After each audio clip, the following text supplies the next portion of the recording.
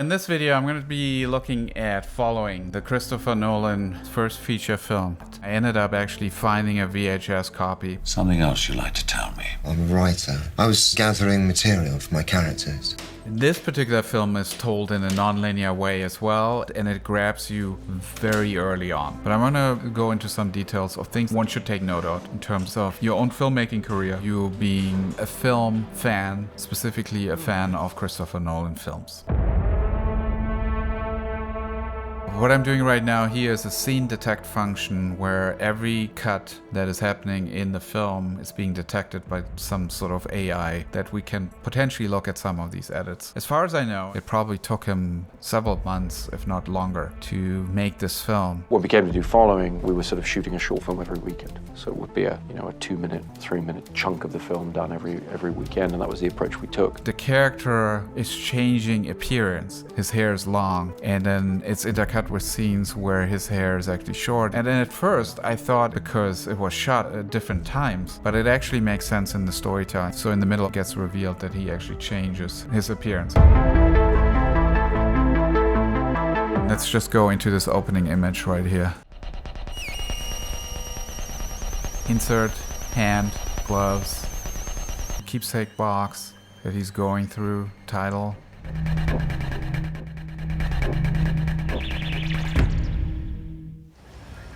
The following is my explanation. More of an account of what happened. I'd been on my own for a while and getting kind of lonely, bored. The main character, long hair, he looks a little scruffy. A lot of these shots outside of him walking, like there wasn't really lots of a setup in terms of dialogue scenes or anything like that. They just sort of stole these shots. I think Nolan did camera himself. To follow people. Who? Anyone, first. I mean, that was the whole point. Somebody at random. Somebody who didn't know who I was. This character actually becomes the co-star of this film. Just let your eyes go over, drift across a crowd of people. All of a sudden, that person isn't part of the crowd anymore. They become an individual, just like that. There he is again. It just became irresistible. So you followed women? No, I didn't follow women. It wasn't a sex thing. I followed anybody. I just wanted to see. The person that is interviewing him, we don't really know why he's talking to this person. We don't know who this person is. The beginning part kind of just explains the premise. It was supposed to just be completely random.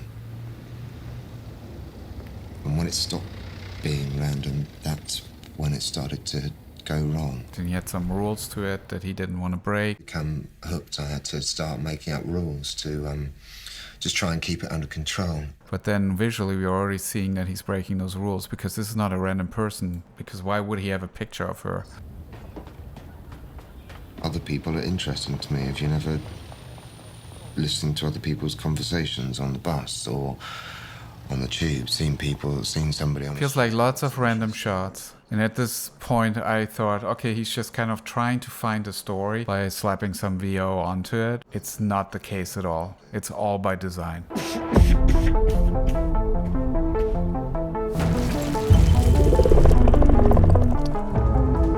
Every editor knows that moment, that perfect cut, that seamless transition, that final frame that locks into place. But imagine that moment and winning prizes and gears worth $75,000 plus.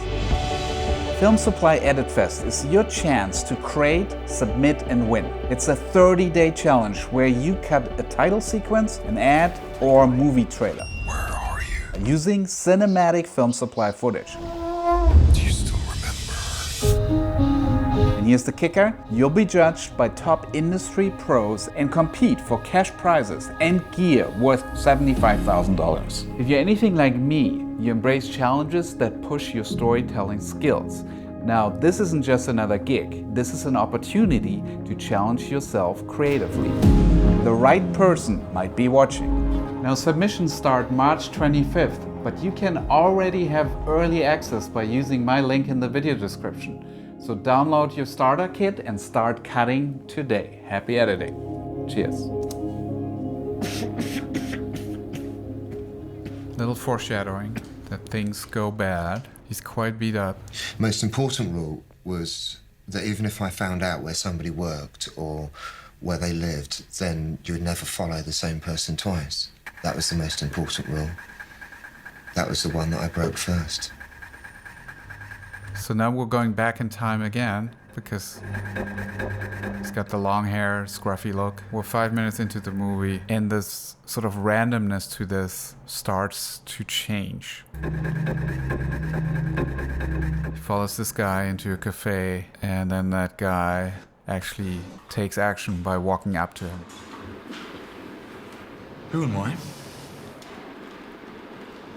Hi, yeah, I'll have a black coffee, please, and what's that? Another coffee, black. So we're kind of entering the second act. There's a change of status, and now our main character is debating to go along to a path of change. I wasn't following you. I saw you with your bag. I just thought you looked interesting. What, are you a faggot? No. And then he opens the bag. My name's Cobb. Take a look for yourself.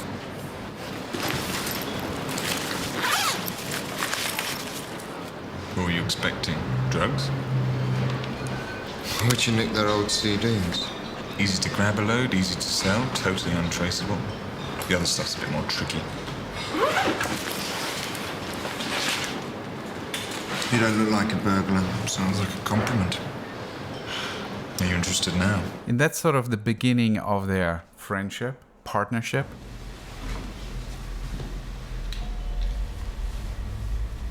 And then he goes along one of his missions. He starts to learn the trick of the trades. Close.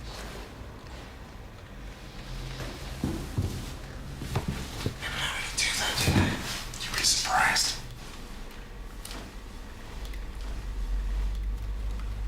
Gonna try and break in. Finding the key, so he's not that much of a newbie anyway. He's got some ideas.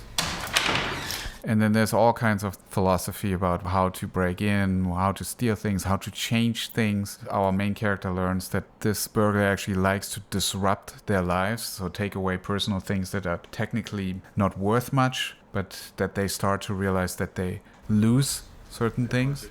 Yes, the box. What box? Everyone has a box. With men, it's usually a shoebox. Is there valuables in it? No, more interesting, more personal. Each thing tells something very intimate about the people. We're very privileged to see it. It's very rare. Hey, what the hell did you do that for? Have an impact on their life beyond just the material things. You take it away. Show them what they had.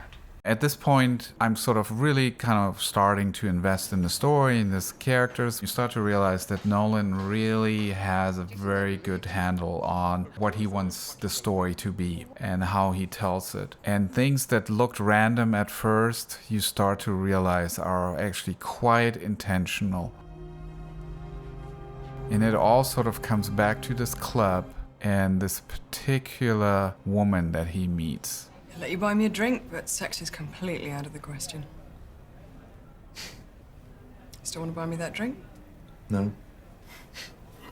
Now his appearance has changed here quite a bit, so we are later in the story. This is a scene that sets up him for some form of ploy. Now I don't want to get too much into the actual revealing what this twist is in this film, but I just wanted to point out that Nolan already had this idea of nonlinear storytelling very much in his mind when he made his short and then this feature film before he even arrived at Memento, which is probably the perfect version of this concept that Nolan tends to apply over and over again. It really reflects the character's state of mind.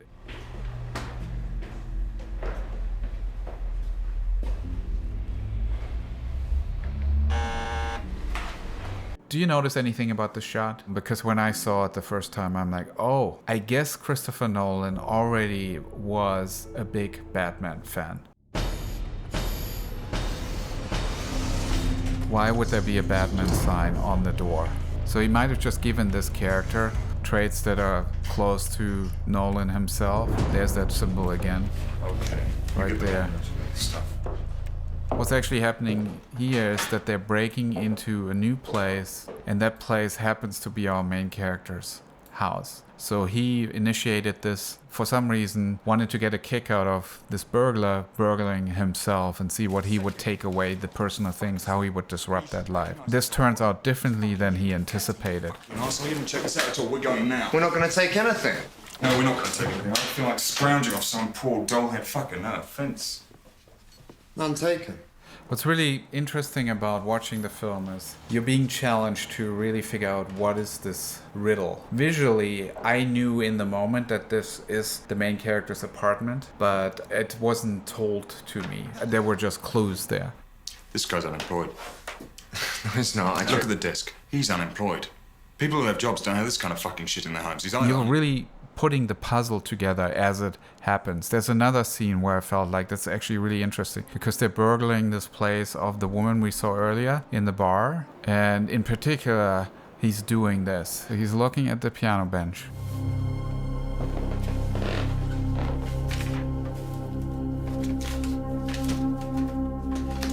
And we don't know what he's looking for. This is 28 minutes into the film. So then we come back to this where he has the scruffy look. So this is 30 minutes into the film. So 2 minutes later, where actually it gets revealed to us why he was looking at the piano bench. He's with his partner. I'm found a bag, yeah. But then there's this earring here. And he's going back to that premise. We want to change people's life by showing to them that we were there and messing with their personal things. That's what it's all about. Interrupting someone's life, making them see all the things that they took for granted. Piano definitely too big, I think. Here comes the earring, I just misplaced this. and he puts it in the piano bench. So this is happening 33 minutes into the film. And then he goes back to the place at 28 minutes to look for it, and it is gone. When he looks for it the first time, we don't know what he's looking for. But then 3-4 minutes later, Nolan tells us what he's looking for is the earring that's not there anymore. So there's all these kinds of little twists and turns in the story that he's setting up and that he figured out either in the writing or in the editing to make us constantly be engaged and start thinking about what does this mean? What is happening? Well, we still don't quite know what the relationship is between him and the woman and our main character that he now clearly has an affair with and that he has a relationship with. I'm not going to get too much into the twist, like the main twist of this film, but I just want to encourage you again, this is a masterclass in filmmaking where somebody figured out what is the story that they want to tell and then figuring out what's the best way to tell the story so that the audience is constantly engaged. And it has to do with giving the audience the right information at the right time. There's an example where I can demonstrate to you where Nolan actually uses suspense versus surprise. So if we go to 55 minutes into the film right here. I want to hit a place. Well, I've been scouting out a couple of places. A particular place. For some photos. Photos? Yeah, for a friend. What's the place? Photos are in a safe, but I've got the combination. Well, if it's for a friend, where's the money then? Money's in the safe. We already know that this character knows exactly what that new place is that he wants to hit up because it was already explained to us the burglar is actually in a relationship with that woman and that they were scheming the whole time and setting this up. He's going to deal with it himself. Meaning? Meaning he took the bait and he's hooked. God, it's perfect. The photos worked. I even got him to cut his hair and change his clothes. So, does that mean you'll tell me where you hid my earring? No. And I wouldn't wait for your panties either. We're being told at 48 minutes into the film that this was all a setup and that he promises to do this hit for her. So then at 55, he's pitching that plan to his partner here. And we already know this whole thing is set up and it's actually intentional. So we're going into this knowing more than the main character, and it creates suspense. How will this affect this outcome? As opposed to surprise, they could have revealed all this, that he was in on it the whole time, somewhere at the end of the movie, and make it kind of a surprise reveal, a twist ending. But Christopher Nolan decides to give us more information than the main character so that we're more involved long term, because the more we know, the more we are engaged in the story. What the fuck's going on? He knows exactly what's going on. I'm seeing someone. He just revealed the whole plan to him, and he's like, what's going on? I thought she looked interesting. Followed her, we had a drink, and now we're involved. Have you slept with her? Yeah, we're getting on really well. I wanted to give some of her stuff back to her, but I thought that would mean that... You thought that would mean telling her that you fucking robbed her? How shrewd! I mean, how fucking prudent of you not to tell her that! His partner in crime, he knows exactly what the plan is, because he set it up that way. Oh, it's a nice haircut, though. Nice suit as well. Good about the bloodstones, though.